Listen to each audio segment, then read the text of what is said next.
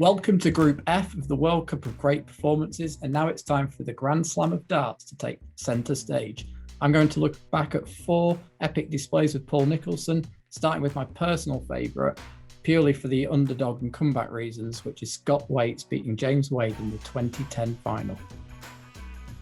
Well, Chris, I think this list couldn't be compiled without this game. I think when the Grand Slam is mentioned to a lot of people, this is one of their first things that they think about. I think everybody knows where they were when this game was on, and they all thought that James Wade was at a point in his career where he was ready to take the Grand Slam off his list. He may have thought with the start that he had in the game and who he was up against that maybe it was a case of, right, this is the right opponent for me to play in the final.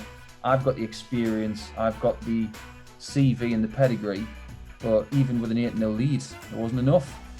When we forget Waits, he lost 16-2 the previous year's final to Phil Taylor. So 8-0 down. This is where the context comes in. He's probably just thinking, here we go again. And obviously, he's the only sort of BDO player to have ever reached the final in this event. And he's in the PDC's backyard, although the fans did get behind him. It wasn't as if he was like the away player, was he? In a way. Yeah, I think the underdog syndrome really did come into play here, because crowds are fickle bunches of people sometimes. They like people to get that gap bridged so they can have a longer game, and that's exactly what they got. They got 28 in the end. But the fact of the matter is, when you've got someone who has had that experience of being drubbed in a final before, like you mentioned, if they're able to bridge the 8-leg gap for starters, that's amazing, in my opinion. And he was able to use that gap and motivate himself for an elongated period. But one of my overriding memories of Scott getting through this and taking the trophy was what it was like for him when he went back to the BDO. About 2 months later, when he played at Lakeside, he was actually introduced as a player that went somewhere else and came back with their trophy. And this is only 10 and a bit years ago, but it was still classed as us and them. That wasn't that long ago.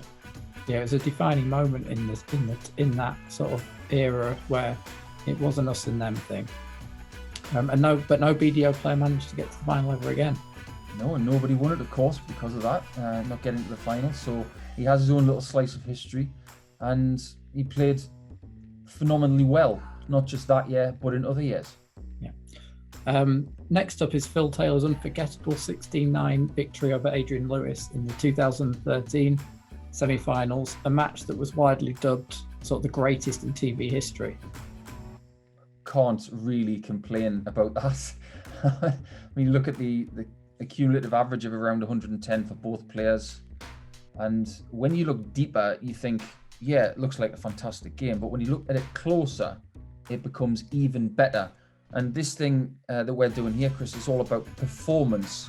And I think the performance of Phil Taylor to maintain that average throughout the match, and at the same time, if you look at the way he kicked from 8-7 down, it makes it even more impressive. Yeah, absolutely. I mean, they both average around, well, Adrian Lewis got the slightly higher average, nearly 111. But when, Taylor hit a 180 in his first visit, and they got 32 between them in 25 legs. Now, just for a bit of comparison, the World Championship record is 42 for a match, Anderson v MVG, in the 2017 final, and that was in 44 legs. So it just goes to show the rate of 180s is phenomenal. Yeah, it's one of the reasons why these days us statisticians and analysts, we look at 180 ratio, because we're always using that as a yardstick, and of course the 2017 World Final as well.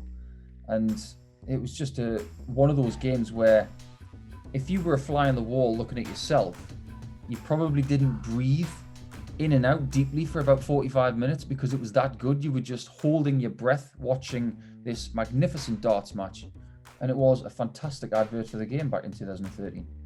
Third performance in this group is Kim Huybrechts for the time that he threw the 9-darter in that incredible 16-10 victory over Michael van Gerwen in the 2014 quarterfinals.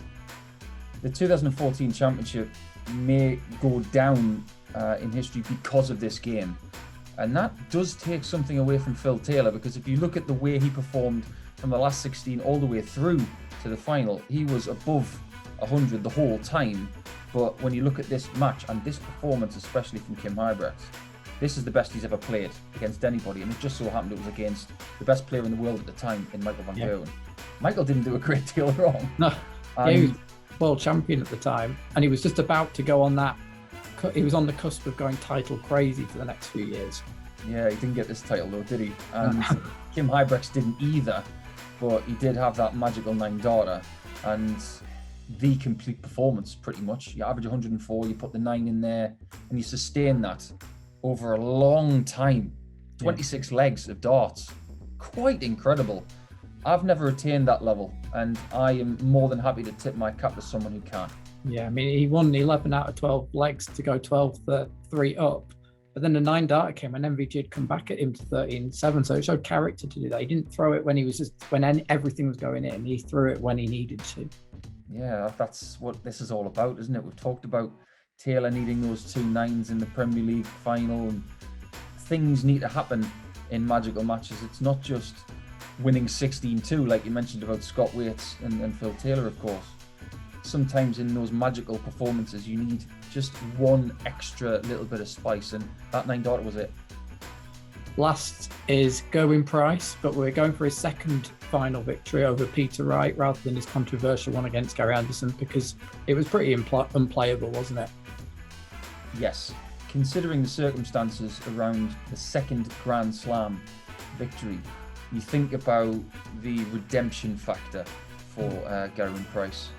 And yes, he won the first one in somewhat controversial circumstances, and obviously the Darts Regulation Authority had him almost in handcuffs, metaphorically speaking, for months after that. And some of his performances weren't living up to what he was able to do.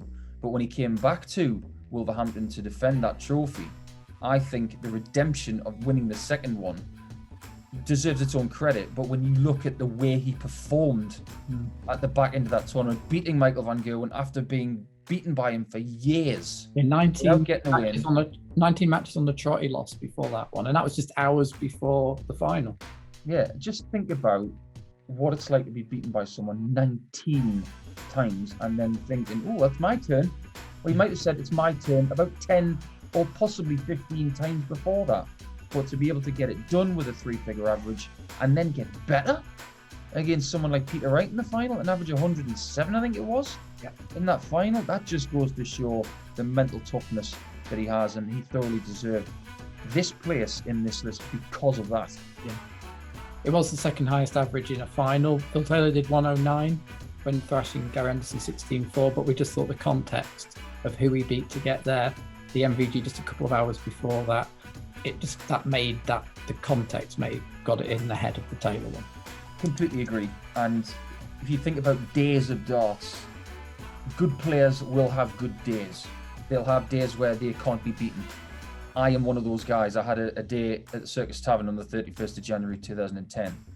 This day was just one of those days for Gerwyn Price. He's a great dart player, and on that day, I think it was just meant to be. All Sporting Life followers need to do now is vote for their favourite on the poll below this video, and the winner will go to the next round. We'll be back for Group G, where 4 more iconic performances will be put to the test.